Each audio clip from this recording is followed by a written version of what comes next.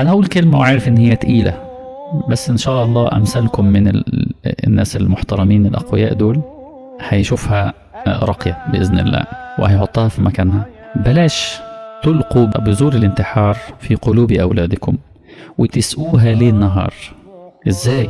انك عمال انك تغرس فيهم حاجات وغايات لما بتتاخد منهم بيتدمر.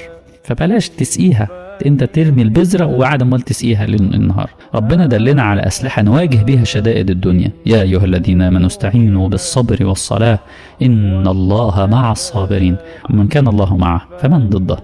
وقال تعالى انه من يتقي ويصبر فان الله لا يضيع اجر المحسنين.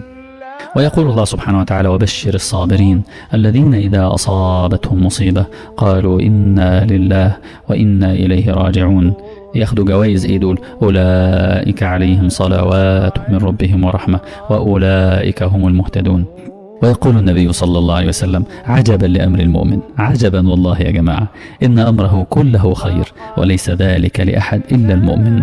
إن أصابته سراء شكر فكان خيرا له، وإن أصابته ضراء صبر فكان خيرا له. ولذلك عمر قال وجدنا خير عيشنا بالصبر. وجد، خليها دي، اكتبوها على الثلاجة، اكتبوها في خلفية الموبايل، اكتبوها في عيونكم في قلوبكم. وجدنا خير عيشنا بالصبر.